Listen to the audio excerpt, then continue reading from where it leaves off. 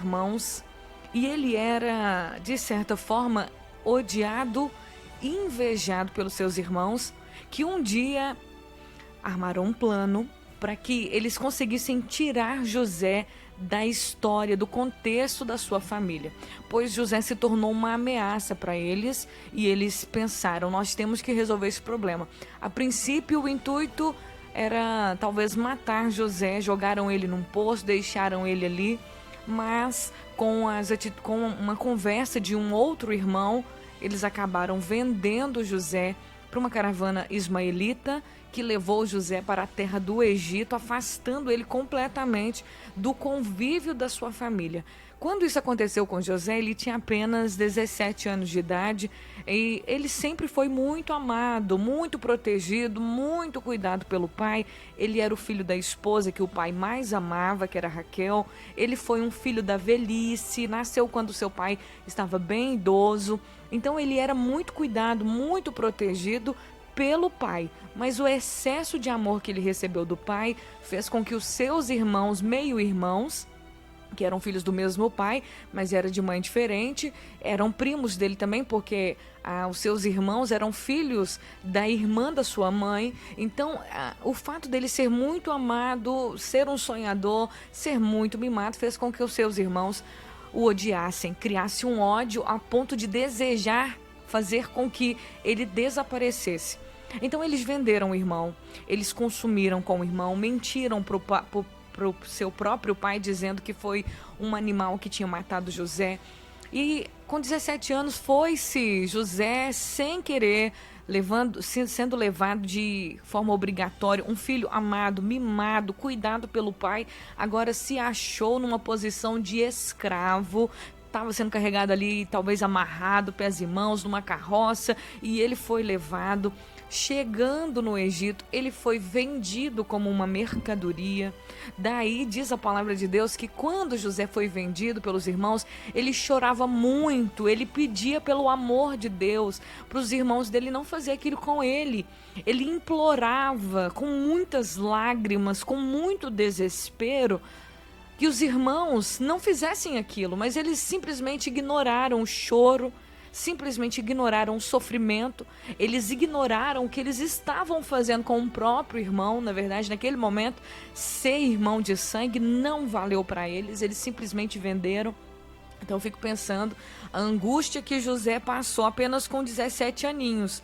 Um menino que ainda precisava da proteção da família, da orientação da família, passar por tudo isso. Chegando lá no Egito, é vendido como uma mercadoria.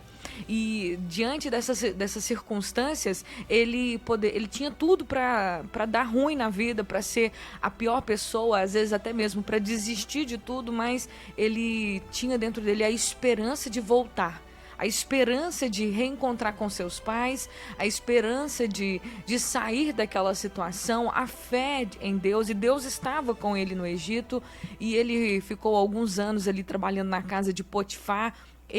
Deus abençoou ele lá. Só que aconteceu uma outra situação, uma calúnia. A esposa de Potifar disse que José tinha tentado violentá-la, e com essa calúnia tão grande, ele foi lançado na prisão, na qual ele ficou 3 anos ali naquela prisão. E ele ficou realmente, ele ficou naquele tempo, naquela situação, era um buraco as prisões no Egito.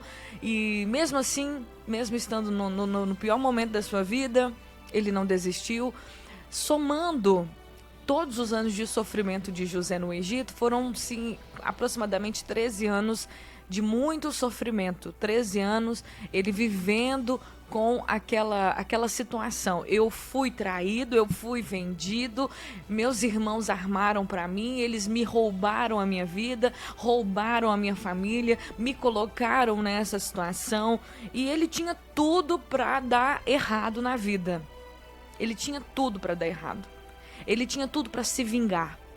Ele tinha tudo para poder ter dentro do coração dele aquele sentimento: eu vou superar isso aqui, e um dia eu vou mostrar para quem me prejudicou aonde eu cheguei, e o que eles fizeram comigo. José tinha tudo para poder realmente criar esse sentimento de ódio, de vingança. Ele tinha tudo para se consumir, se autoconsumir, ou também se levantar, mas prejudicar aqueles que prejudicaram ele.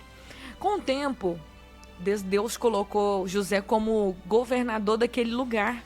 O lugar que ele mais sofreu foi o lugar onde Deus mais o honrou. Ele se tornou governador do Egito, e quando ele se tornou governador do Egito, houve uma fome muito grande em todo o planeta. Todos os povos que existiam naquele tempo não conseguiam plantar e colher, porque não tinha chuva, houve uma fome terrível, a terra não estava produzindo os mantimentos, mas o Egito tinha tido um tempo de muita abundância e eles reservaram através de José, com sua inteligência e administração, com sua capacidade de Deus, ele ajuntou muita comida para o tempo da necessidade. E quando veio essa fome sobre todo mundo, todas as pessoas vinham do mundo inteiro para o Egito para comprar comida, para poder garantir a sua sobrevivência. E quando José estava ali, naqueles anos de escassez, de fome, vendendo cereais para as pessoas que vinham comprar do Egito, ele de repente topa com quem? Ele vê rostos familiares. De repente, no meio daquelas pessoas que vinham comprar o mantimento, ele viu seus irmãos. Ele reconheceu seus irmãos, mas os seus irmãos não o reconheceram, porque naquele tempo os egípcios eles eram muito bem depilados, mas os outros povos eram muito cabeludos. Então eles não reconheceram José por ele estar muito bem depilado e talvez por ele estar realmente trajado como um egípcio naquele tempo.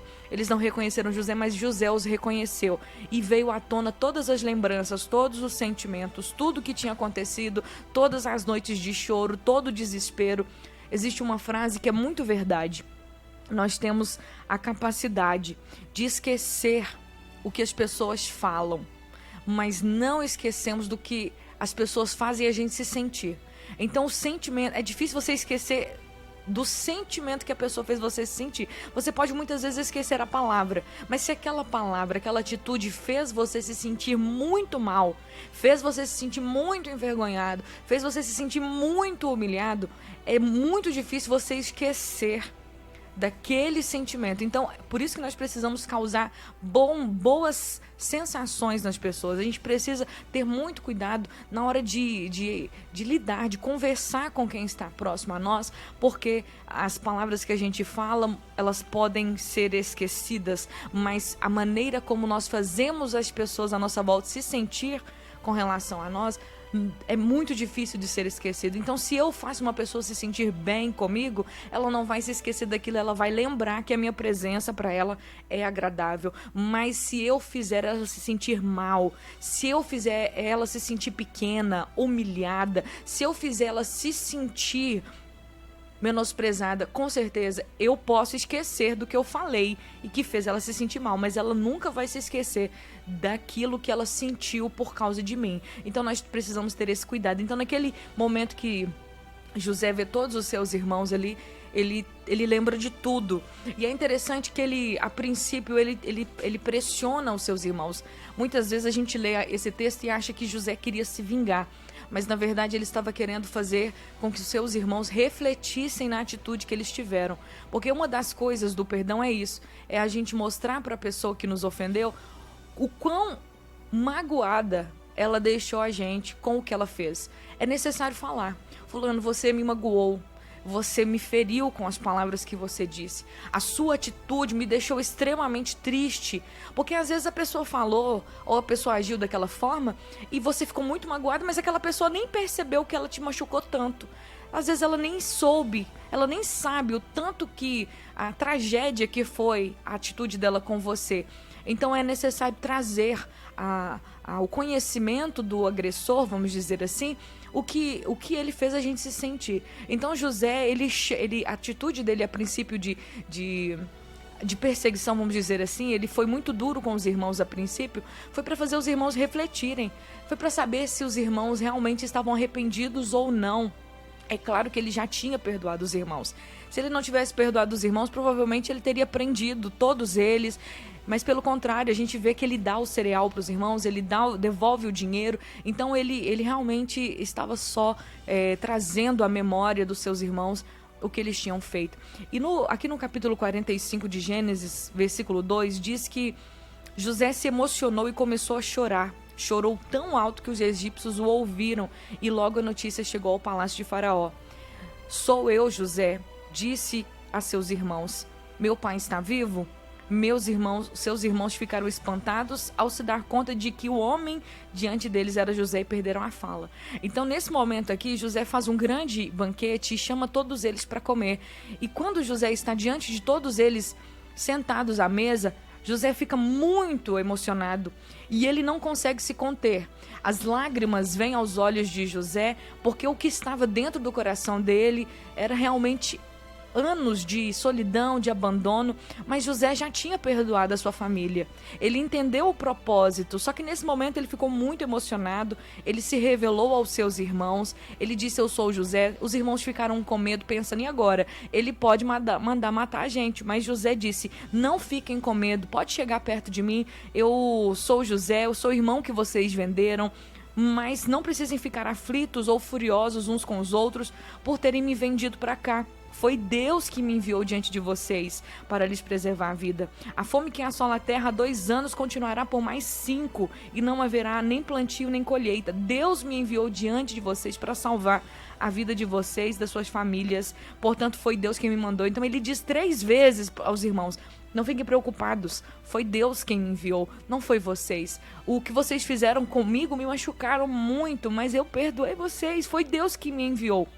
E a gente precisa entender que às vezes a atitude de uma pessoa ruim contra nós, ela é para o nosso bem. Ah, como assim é para o meu bem? Sim, é para o nosso bem, para a gente aprender a crescer. Como você evoluiu depois que você passou pelo que passou? Quanto crescimento? Quantos lugares você pôde chegar por causa da porta que se fechou? Quantas pessoas você conheceu maravilhosas por causa daquela pessoa que te deixou e te traiu? Então nós temos que fazer uma autorreflexão daquilo que aconteceu com a gente, das ofensas que a gente viveu, das coisas que a gente passou e realmente avaliar o lado geral da história, não apenas a questão da ofensa. Jesus, ele foi bem claro em dizer que se nós não perdoarmos os homens as suas ofensas, nós também não receberemos o perdão, porque Deus não está olhando apenas aquele que me prejudicou, Deus está olhando também as minhas ofensas, o que eu fiz também. Deus está olhando no âmbito geral. Então ele não vai me dar o perdão se eu também não perdoo. É uma atitude, é uma decisão. E para você ser feliz, você precisa perdoar. Você precisa aprender a perdoar. E o primeiro passo é tomar a consciência disso. É tomar a decisão, é reconhecer a sua dificuldade e pedir a Deus: Senhor, eu quero perdoar quem me ofendeu. Por isso que Jesus ensinou a gente a colocar essas palavras no Pai Nosso. Quando você ora pedindo: perdoa as minhas dívidas como eu perdoo quem me ofendeu. Nós precisamos